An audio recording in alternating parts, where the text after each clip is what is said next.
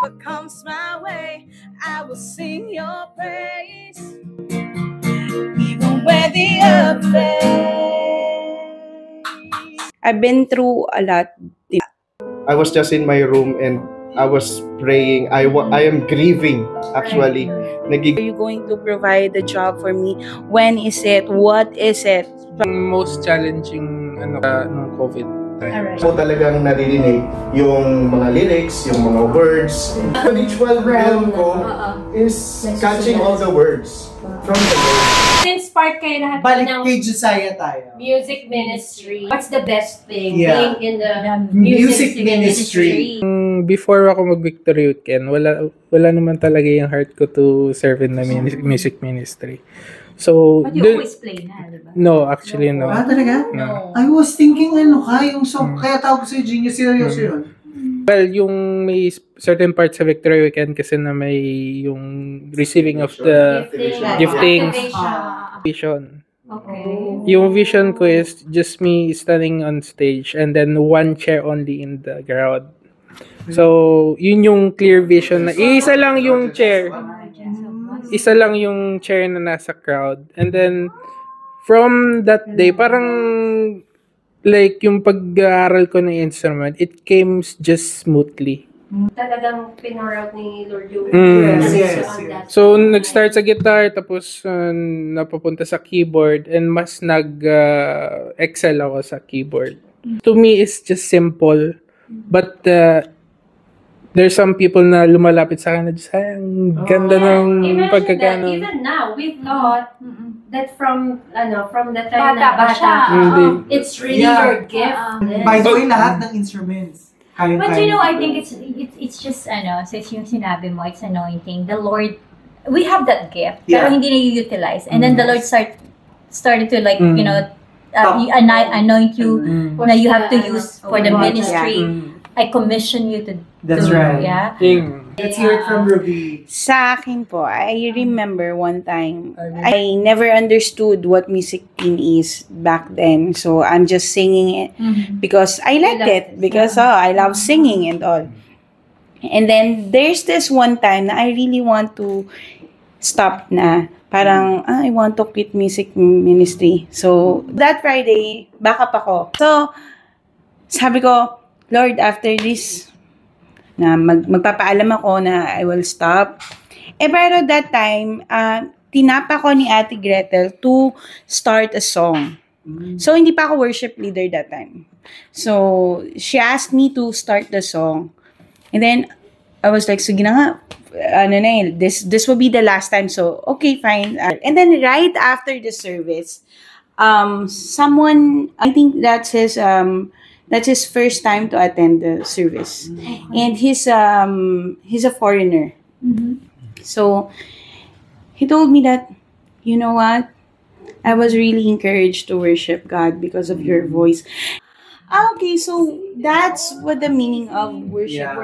Being in a music ministry. That you encourage people to worship. Yes, exactly. So that's the reason why I'm still here in music team. Even though whatever. But it's like, an affirmation that you're doing a good job.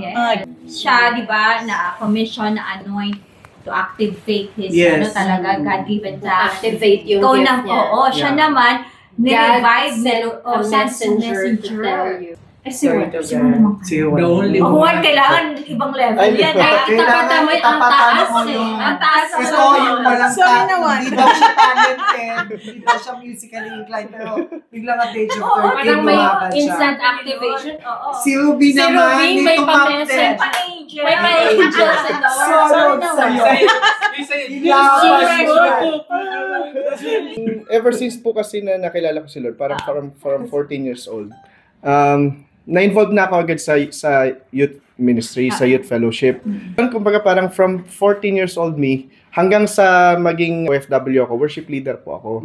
Pagdating ko po dito, so sabi po nung naging OFW, walang church dito, bawal ang Bible. So medyo pagdating ko po dito, medyo bad yung company na nasama. I mean, they are good people, but they are not into my faith. So yun po, nag-struggle po ako sa alcoholism. tapos sa smoking. When nagkaroon ka lang ng problem ng Nung alcoholism, dito na lang. pagdating ko po. Influence yun naman. Opo, influence po. Naging parang mas naging reliant ako dun sa mga taong lagi kong kasama. So, ayun, so nagtuloy-tuloy po yon for a year and a half. Turning point na I must say is na parang madaling araw siya and sobrang sakit po ng ulo ko and sabi ko, Lord, hindi ito yung plano mo sa akin. Hindi ito yung pagkakagawa mo sa akin. Umalis ako ng Pilipinas I'm a leader, I'm a CG leader, I'm a worship leader. Tapos dumating ako ng bansang to na dinala mo ko, tapos magkakaganito ko. Then I am really trying to sing Heart of Worship.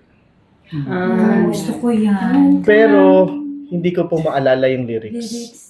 Kasi nga na ano ka. So imagine po I've been singing that since I was young hanggang hindi ko po maalala. Opo.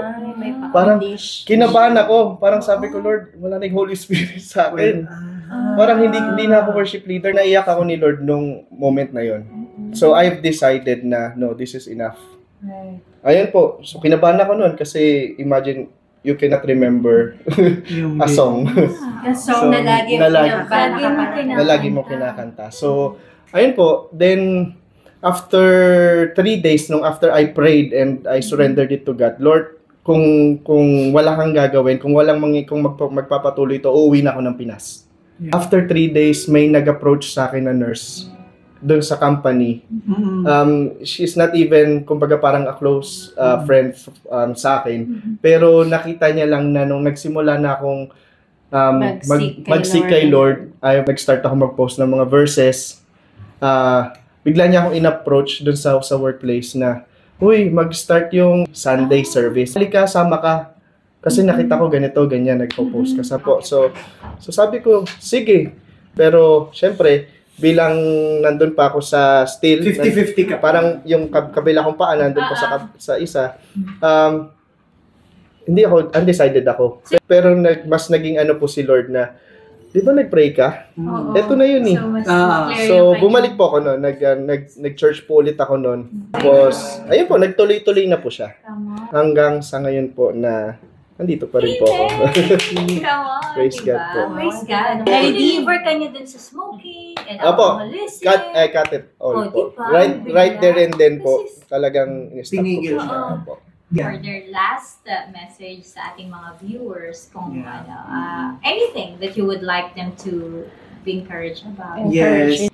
Kailangan mo lang mag-step out of that comfort zone. Eh. Yes. We are all started ng mahiyain.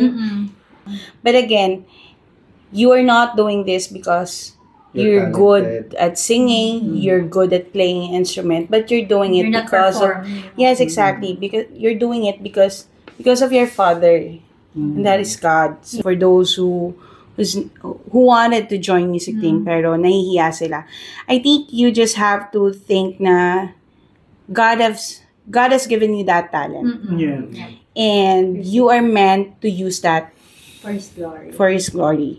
From our singer-composer. Yes. Siguro ayun po, kumbaga parang given the platform, kumbaga ako isa lang din po ako sa recipient ng alam mo yun, kabutihan ni Lord.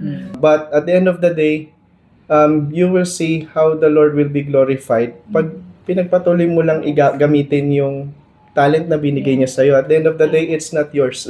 So, ayun, kung meron kayong mga songs na nasusulat, I mean in your own time with the Lord, sulat lang, continue to write it down. You don't know when will the opportunity na The right time.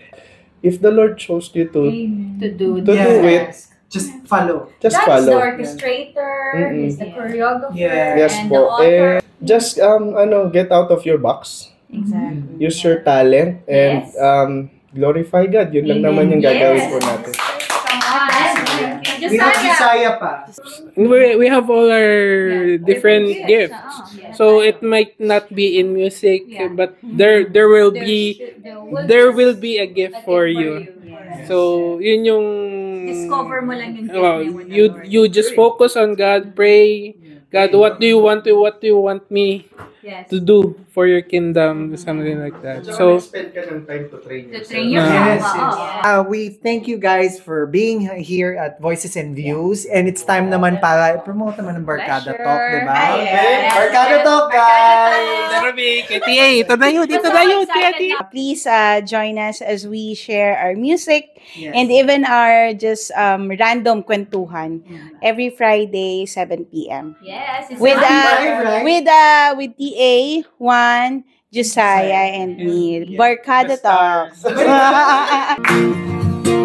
2, 3. I declare your name, I will shout your fame. Even when the earth fades, even when the seasons changing, even if it takes my life away, whatever comes my way, I will sing your praise. Let's sing, even when the earth fades.